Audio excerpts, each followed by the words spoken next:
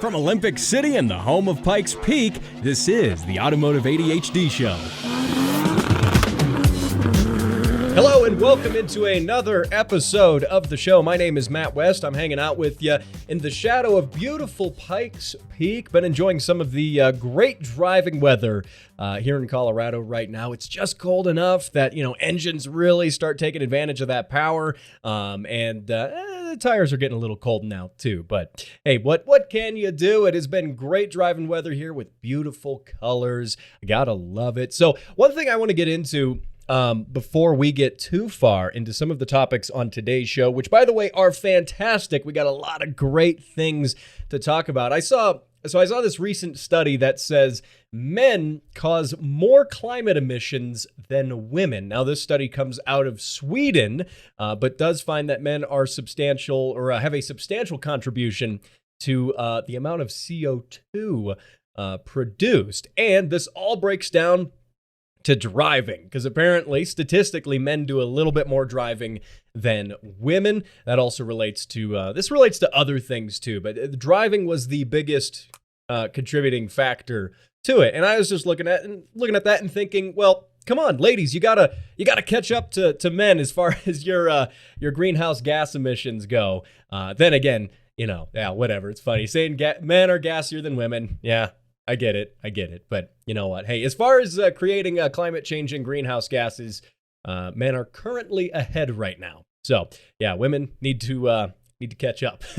But anyway, that's not what I wanted to talk about today. I've got a lot of other things. We're going to be talking about the Acura Integra, the new one. Yes, there is a new one, and it is very exciting, though I'm on the fence about this car, as I am with, well, honestly, many modern cars, because it's purportedly going to be a sedan. Yeah, a sedan, an Integra, but it's a sedan, four-door sedan. I don't know. But the good news is it's going to have a manual. So we'll look into that. Also going to be talking about a potentially dangerous TikTok trend, and then as well as left lane hogs. And at the end of the show, I'm going to be having a special guest joining me in studio. His name is Brian. He's an actual mechanic, and he's going to give me a run for my money with mechanical knowledge, and we're going to debunk some more mechanical myths.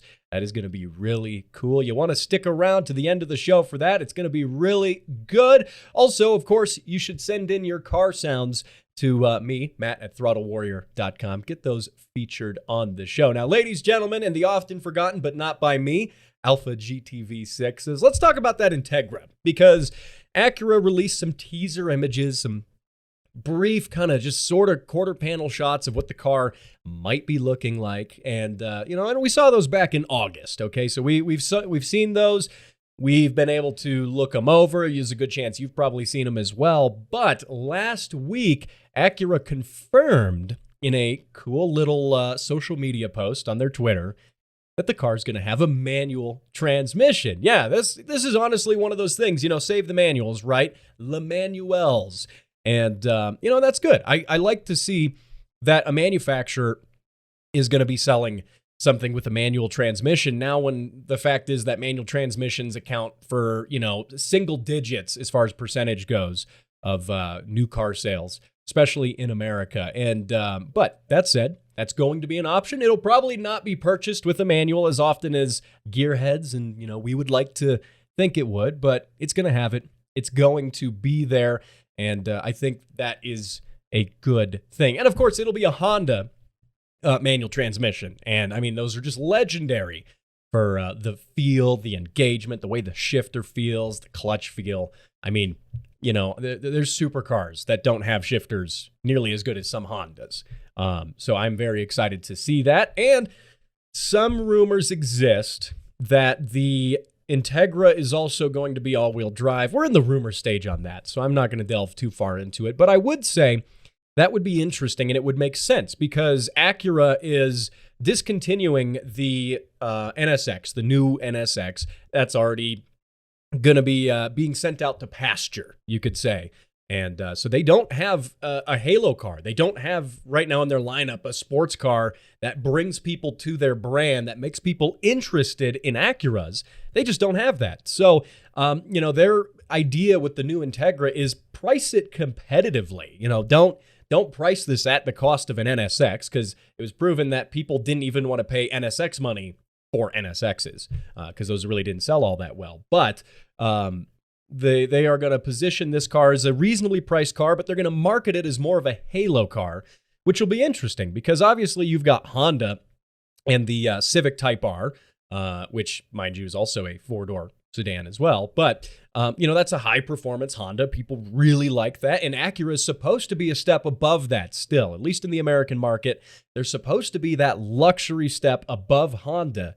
And it'll be interesting to see what they do. Now, knowing that they need to also differentiate the new Integra, which probably shares a lot of its platform with the newer Civic, just the platform in general. What they need to do is differentiate that from the rest of the Honda lineup. And instead of just having another front-wheel drive sports sedan, they could do that by making it all-wheel drive. That would give it an edge to, sell it for a little bit more money and, get people who are maybe thinking about getting the Civic Type R and push them over to getting that new Integra. And I mean, a lot of people are saying, oh, it's blasphemy. You can't have an Integra be all-wheel drive. That's not in the Integra spirit. Well, I think when you look at stuff that's already in the Integra spirit, we've already departed from that by adding 2 additional doors to the car. Also making it bigger and chunkier. I mean, come on, look at the new Civics. They're not small cars in the traditional sense. So I'm at the point where it's like, why not give it all-wheel drive? And then you're then suddenly competing as a brand with things like like Subarus and some more higher-end German cars too, which, a lot of BMWs featuring all-wheel drive now. So I think that would be cool. And by the way, if you do take a look at the video that Acura posted on their Twitter feed, cool video showing the, the gear shifters, of all the previous Integras over the years, the first, second, third, fourth, all the different generations, and the engine sounds with them. And I don't know if it's just me, but here, I'm going to play a clip here real quick. Listen to this.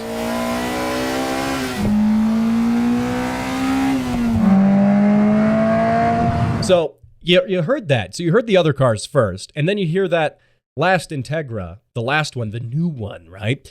That almost, I didn't hear any turbo noises, but that almost sounds like it has a turbo to me. Like just the sort of muted sound to that exhaust. It's a little muffled, and it doesn't quite have the same resonance as, a high revving, naturally aspirated, like a K-Series or something. And we already know the Civic Type R has a turbo, so it's totally feasible to think that the new Integra is also going to have a turbo. So, why wouldn't it if the Civic Type R does? So to me, that sounds turbocharged. And if it has all-wheel drive, and it has a turbo, and it has a manual, and it's a Honda, and it has that Honda build quality, I would be hard-pressed to compare that even to a WRX Subaru. If I was shopping a WRX and an Integra, if the Integra would be the one I would buy. So that's just my prediction. I think they are going to, maybe it would be a smart business decision for them to make those all-wheel drive. Now, are they going to do that? We'll see. Are Honda fanboys going to cry about it if it's all-wheel drive? Oh, you bet they will. You bet they will. But hey, what can I say? I'm a Honda fanboy too, but I would like it to be all-wheel drive because that's cool. And looking at it this way, they don't currently have another sports car in their lineup. If they're getting rid of the NSX, that's gone. They haven't made the S2000 since 2009, so that's way out of the window. What do they have? This is going to be their main car, and to be competitive, I think it's going to have all-wheel drive. Just my 2 cents right there. Now, anyway, that is what it is. Let me know your thoughts on that, by the way. Send them in, along with your car sounds. Let's get those sounds on the show. Matt@throttlewarrior.com. Be a part of the show. That's one of the great things about this show is I can involve you in the show, and you can get your car on here. You can get your ideas on here. I read emails and comments, so send those in. That is going to be pretty good. Just saying. Now, another thing I want to talk about here before we move on is a dangerous TikTok trend that has been going around that's sort of legit, sort of not. There have been a multitude of news outlets reporting that teens for a TikTok challenge are now taking the lug nuts off of cars and waiting for people to drive away and see the wheels fall off, which seems a bit, okay, I wouldn't be surprised if people started doing that. I mean, you look at the stuff teens are doing now, which is like, what was it? Like the last one I saw, I'm not a very big person on TikTok myself, but last one I saw was like the bathroom challenge where they're stealing whole toilets and sinks and stall doors. I mean, I wouldn't put it past them. But that said, when you actually look up this so-called lug nut challenge on TikTok, there's a few videos relating to it, but no means would I call this a dangerous trend. I wouldn't call it something that is trending and getting bigger and it's rampant now. No, I wouldn't say that. I would say some news outlets picked it up and kind of ran with it. I mean, hey, local news stations, they're sometimes pining for content. That can happen, but no, I think this isn't something that should be too worried about, but also I would say let's not give anyone any ideas here. We don't need to be constantly checking our lug nut torque every time we drive our car. I mean, for safety's sake, it wouldn't be bad if you did that, but that's also kind of a pain. So not everyone carries a torque wrench around with them. Now, one alternative to this, if it would be something that would concern you, would be getting locking lug nuts, because I doubt kids going around with a socket are going to have a fancy spline lug nut wrench or one of those keyed ones either. I doubt that. But it is what it is. So yeah, if you know a kid or you are a kid, I mean, we're all kids inside. Yeah, don't do this. It seems like a bad idea. But anyway, so next I'm going to be talking about left lane hogs. There is a new study, by the way, about what people think the left lane is for. And a disappointing number of them don't think it's for passing. So, yeah, I want to tell you about that here in just a minute, but that is going to be right after this break.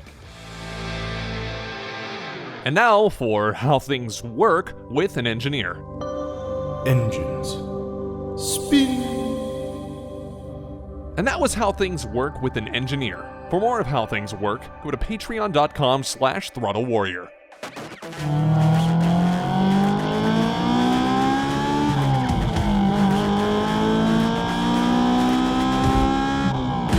Whoa, and we are back, rocking it for the second half of the show. Of course, stay tuned for the third half of the show when an actual mechanic, his name is Brian, he will be joining me in studio to answer some of your car questions, some mechanic car myths. It's all around going to be fascinating and a really good time. But now, before I get into that, I want to talk about this. I saw a guy, this is from a news station, KSLA, out of Shreveport, Louisiana, and a man was being interviewed by a reporter about what he would do with his lottery winnings, and he's on track for part of it, and then the other part of it, maybe not so much. But here, just take a listen to it. What are you going to do with that money if you win? Well, I'm definitely going to get a new supercharged Mustang with dual exhaust and about 5 kilos of cocaine, and I'll be good to go. Okay, so you like cars. You like cars. I love cars.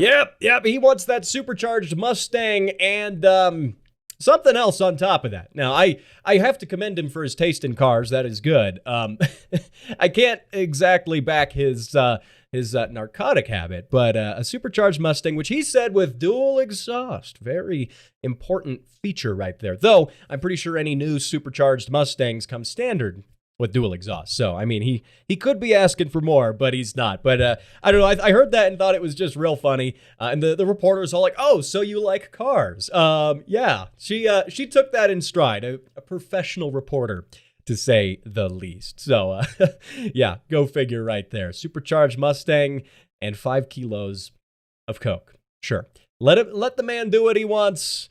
And well, I can't back that, but hey, if it's what he wants to do, it's what he wants to do. But go figure. Now, hey, the next thing I want to talk about is left lane hogs. You've seen them all. Maybe you are one. Maybe you know someone who is one. So I saw a study that came out that broke down what left lane hogs do and what percentage of people say what the left lane is used for.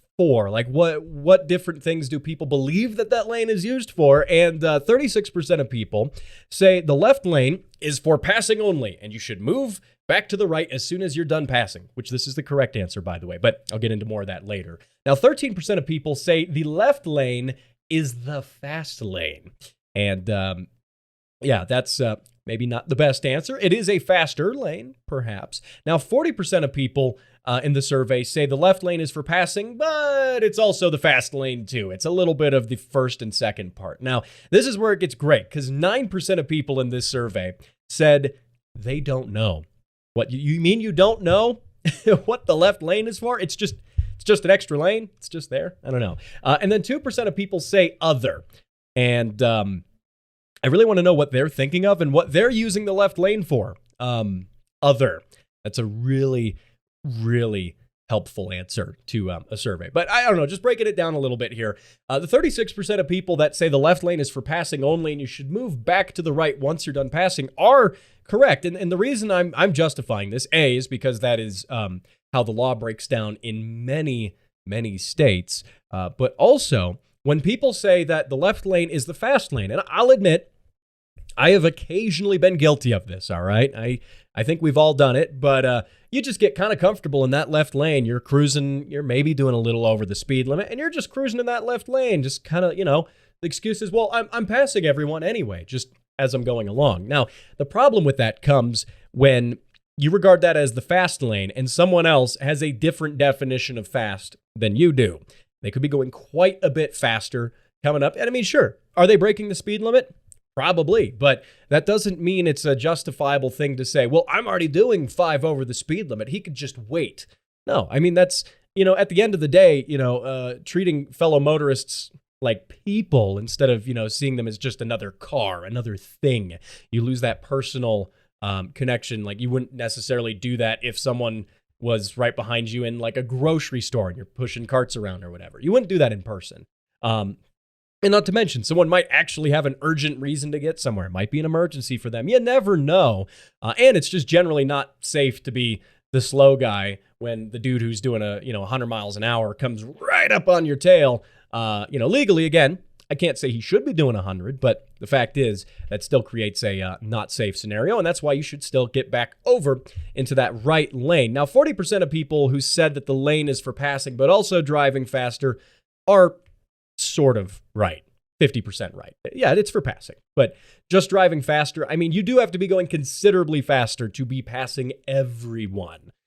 So no, if you're honestly minding the speed limit, staying in that left lane, still not the best thing to do. And again, part of this study that says the 9% of people who don't know, they don't know. Like, how long have they been driving? This was a study of all drivers, by the way, not just random people. Like, anywhere you are, that is on your driver's ed test. But hey, what can I say? No, that said, that's a whole nother topic for another day. The American driver's ed system is totally broken. But that is going to be that's a topic for a different show. But let me just break down real quick one last thing, which is just how some of the states treat this, which is interesting. I was looking up some of the actual laws on this. And for instance, in Colorado, where I am, the left lane is reserved for passing where the speed limit is 65 or higher.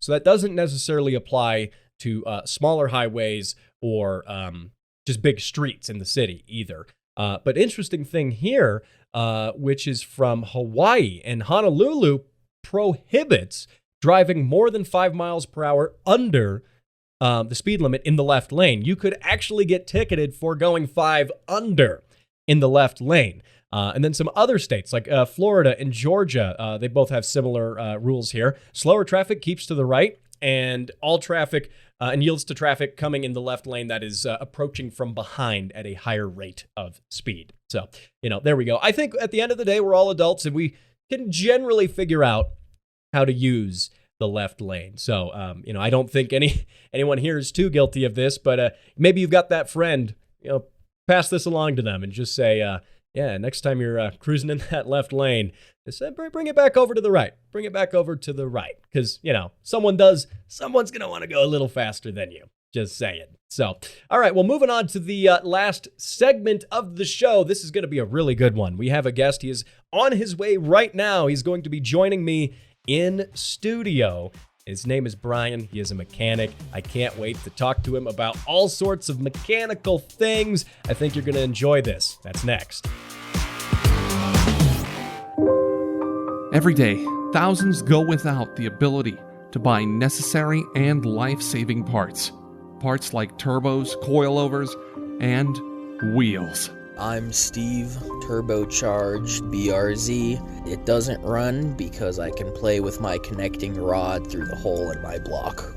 Project cars sit unfinished, waiting for parts, collecting dust. My name is Todd, and I bought a rotary. It's okay, bro. We'll swap it. But no more. You, yes you, can make a difference. For as little as $5 per month, you can put an end to Project Cars suffering and support your favorite podcast. Patreon.com/Throttle Warrior. Donate now and receive special perks. Sponsored by Autoholics Anonymous and the Speed Council. All right, and welcome back into the third half of the show. Joining me in studio right now is a good friend of mine and a longtime mechanic. His name is Brian Conrad. He has worked as a full-time mechanic going on 7 years now for a Volvo dealership day in and day out. Now, he's also started his own business tuning aftermarket ECUs, standalone ECUs, building wiring harnesses, all of the above, some really great work. And of course, one of my cars is running on a standalone ECU because of Brian. So yeah, thank you for that. Yeah, no problem, Matt. Yeah, so what we're going to do is I've brought Brian on board because we're going to talk about mechanic myths. What are things, relating to cars, that are sometimes true, that sometimes people overhype, or just have flat out wrong? So are you ready? Are you prepared? I hope I don't make myself sound stupid here.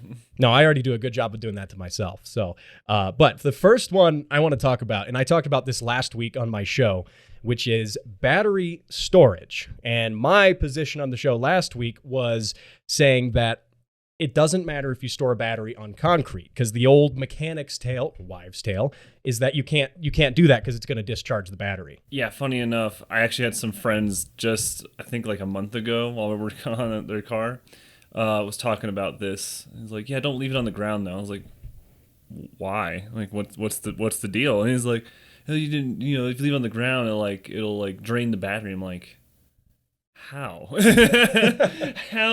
So yeah, and I don't think a lot of people realize that you can't just leave a battery on a shelf or anywhere for that matter without it discharging over a long period of time.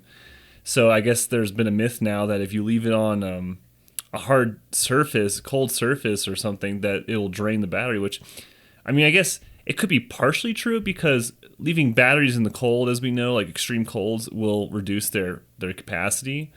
But it actually draining the battery faster, like right away? No, that's not a thing. So you're saying it's BS. It's not true. It's BS. It's BS. Yeah. The concrete isn't going to suck the life out of your battery unless you leave it there for 2 years.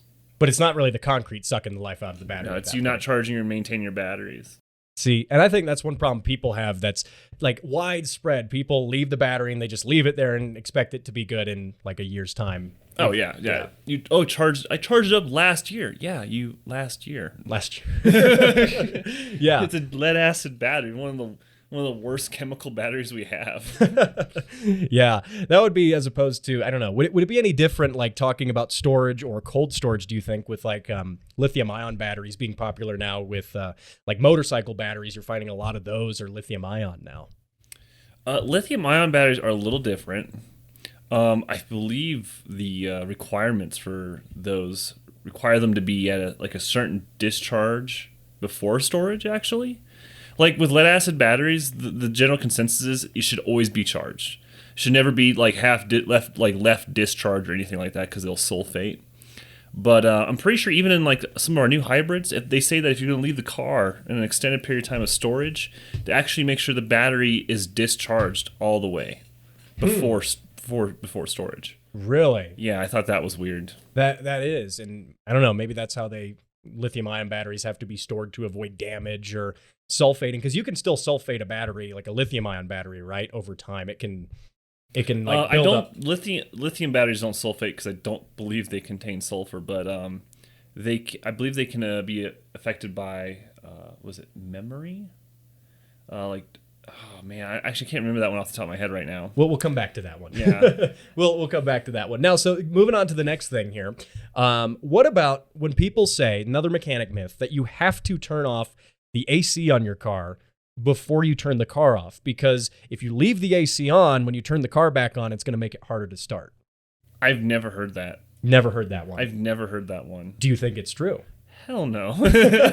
See, that's why I brought you on the show. Debunk this stuff. Yeah, it's one of those things that, I mean, I've heard a lot of people say it and be like, well, you can't, well, why did you turn your AC off? Oh, my car always starts slower when I leave it on. Typically, the AC clutch is commanded either by the climate control module or the ECU in the car. So it's only allowed to activate, if it's acceptable time. I don't know if that would affect during starting, but I'm pretty sure the computer would not command the clutch to be on while a car's starting. That would make sense. Now, do you think that stems from like old cars maybe then? Do you think that's a myth that was perpetuated by like cars of the 60s and 70s with big honking 70s AC modules and stuff? There are older cars that had AC systems that were so massive that they actually could stall the car out at idle, like running into like a freezing evaporator almost. But I don't know actually on that one. Maybe I'm not old enough for that. Yeah. So a newer car then, to answer that question, would be no, doesn't matter. Does not matter. And maybe that is something that was passed on from generations past. I know you at one time were telling me how there was a 240 you were working on for a friend who we had that were problem. driving it. You were driving it. And it actually did that thing where the pump finally overcame the torque the engine was putting out. We stalled at a light. That's awesome. awesome. Turn the air conditioning off. Yeah, and that was an old, 1980, was it 80s or 70s It was Volvo? an 85 Volvo 240. 85 Volvo 240. So still not like a computer-controlled clutch on there. Actually, it's computer-controlled engine, but the clutch is totally analog using, I think it was a pressure switch, if I'm not mistaken. Okay.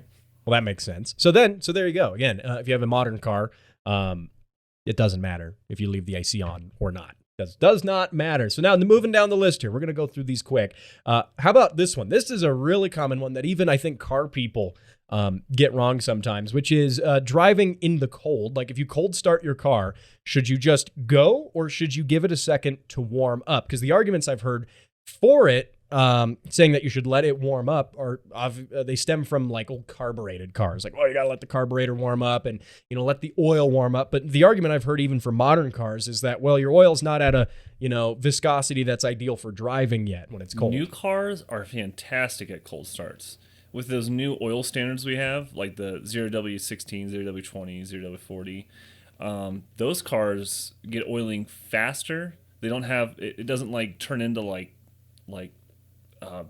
thick goo or wax. Actually, apparently if oil gets cold enough, it starts to create wax deposits. I didn't know that. I was learning that this morning. But with these new standards and like thinner oils, cold starts are really just not a big deal anymore. I mean, personally, me, I'll let my car, if it's in the cold, I'll probably let it warm for like a minute or two, just to get the engine going, and then I'll just kind of casually drive. Yeah. But I think maybe on older engines, it's a bit more of a problem. Probably not trying to drive right away, but whether or not the car will start in the cold. Oh, that's true. Yeah. Starter having to work against all that friction. Well, and like you said too, with batteries having a reduced capacity in the cold earlier as well. Oh yeah, you're fighting a lot of things when the temperature starts to drop a lot. I mean, batteries that were already on their way out start to show their age. The oil viscosity shows itself. And of course the technology in the car, whether or not it's carbureted or EFI'd or a newer form of direct injection, it'll definitely present itself. Okay. So again, here you go. You heard it here, maybe first, that it doesn't matter so much, especially on newer cars. If you just get in, turn the key, and just go. In that case, yeah. I guess it couldn't hurt just to, sit there for a minute. Like a minute. But not like people, in the past would, spend 5 or 10 minutes warming their car up before they drive. Like, you can't drive on it cold, or you shouldn't romp on it cold necessarily. Yeah, but I'm guilty of that. Yeah, you just start your car and just go and send it. Yeah. So this is the the thing of mechanic owned cars, mechanic special cars. You find them on Craigslist, mechanic owned. It's like, I would not touch that. Depends on the mechanic. Yeah. Okay. So then the next thing here, less of a mechanical question, but more of a like mechanic service industry question, which is, does it matter if you go to the dealership or a private mechanic so much? And not thinking of like really specialty cars, but it's a hard argument because I think I'm a bit biased in that sense because I work at the dealership. Right, and you have for almost 10 years, basically. And for me, it's usually if it's involving another shop, it's involving in a way where they either screwed something up or they don't have the they don't have the stuff essentially to get the car or the job done, or there's something they just cannot figure out comes to the dealership. Typically, I always would say that the dealership would be a better way to go, only because at least it's going to have some sort of warranty, and it's going to be done as the factory intended. They have the most access to technical journals, like factory tools, all that stuff. Whereas the mom and pop shop may be really good at one set of cars because they'd handle them a lot, but when you throw them into another brand or something, they're not quite sure what they're doing. And I've had that happen. We've had a couple Volvos, for example. Volvos, it's got to be Volvos, right? Oh, yeah, because I work on the Volvos. That's what you work on, yeah. A lot of our new ones, they have cam covers. They don't have valve covers. They actually have the upper caps to the main or to the cam bearings built into the cover itself, and that becomes a structural part of the engine. And some of them didn't know that. I guess we had a shop. I don't want to call any names here, but they. I guess they tried to reseal it and thinking it was a valve cover, and they actually pried that sucker off with the pry bar, damaging the surface. And it's a piece that's machined to match the head, Right, it's like line hone. You can't just swap another one on there. It's machined so to they fit with gouged the surface that seals, and now it won't stop leaking oil.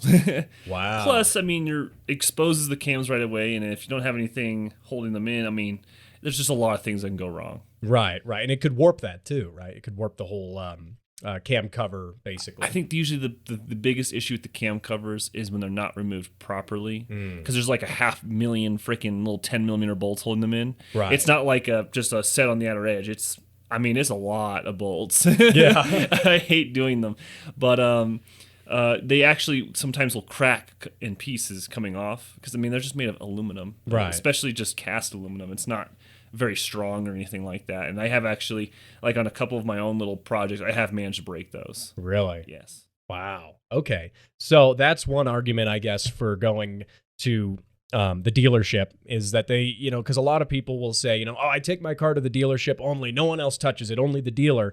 Whereas in the same regard, you have people who say, no, I don't trust the dealership to do a good job on anything or whatever. They want to go to a little specialty shop. And for older cars and classic cars, you do find specialty shops like Euro and guys. And that makes sense. Yeah. You don't want to see me working on an old classic car. It might give you a heart attack when you see my belt buckle rub up against the paint. For clarification, that's it's never happened before now. Yeah, I don't know what I'm talking about. Yeah, right. But honestly, the only thing that I gripe about is just overall the cost that is charged now for labor and parts. I feel honestly in the automotive industry, things are getting kind of expensive. More than they should be. Really? But I guess everyone's kind of feeling their wallet lately. Well, and manufacturers making the cars, they're more expensive too. So, you have that to contend with as well, but then servicing them and finding parts with the chip shortage now. On the show here, a couple episodes ago, I talked about the chip shortage as well and how that's affecting manufacturers, not only in what they're having to make, but how they make them. Their actual manufacturing process and their supply chain is totally different now. Oh, yeah. My Speeduino still hasn't shown up in the mail.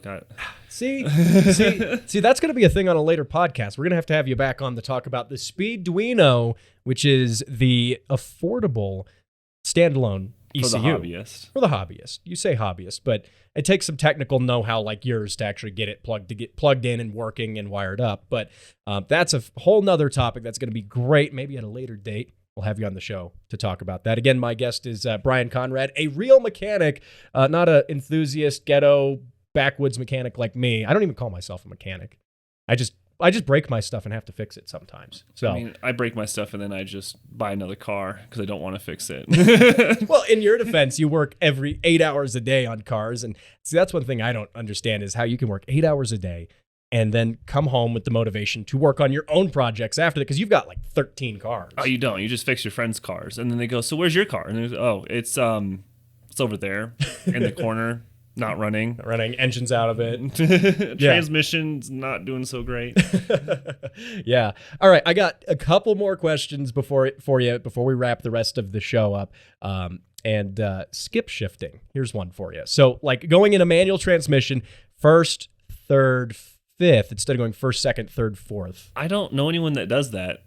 Actually, I've heard it's bad. Some people say not to do it. Like a lot of guys on forums will say, no, you're not supposed to skip shift. Whereas I think the only thing you could do is wear the sinkers out faster, because the sinkers' job is to get them to match speed, and therefore they kind of act like a brake. Yeah. I guess if the input and the outputs were going at significantly different speeds, trying to go from like first to third, you might encounter an issue. But you would have to be like redlining it in first and then going into third to do that. I mean, to be fair though, how many broken manual gearboxes do you come across? Depends. Is it a W trans?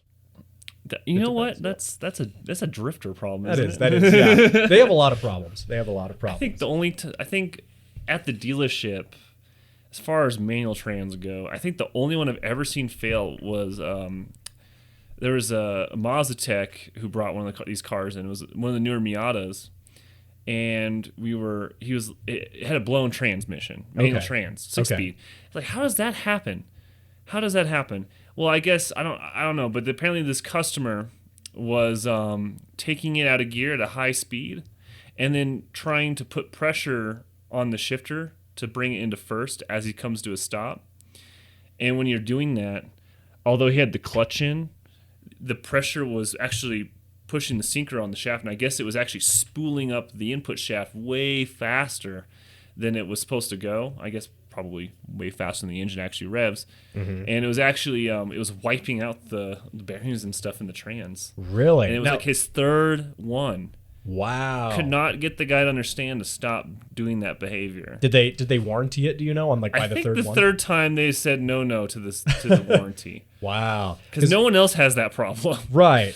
With that car. Because I will say, when you're driving a manual and you're like clutching in, and if you're going into like third, or you're coming to a stop, and if you do force it into first on most transmissions, you will still feel that resistance. Even though you've got the clutch in, you'll feel it doesn't really want to go into first. Yeah, and that resistance is probably the sinker saying, hey, buddy, they're not matched yet. Right.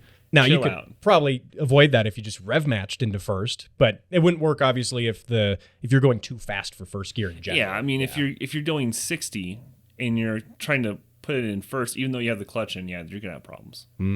So don't do that. Yeah, don't do that. So don't do that. Okay, last question here. Last question comes to new cars, which you have a lot of experience with, working at a dealership, getting new cars from the factory and prepping them and taking them out to the lot.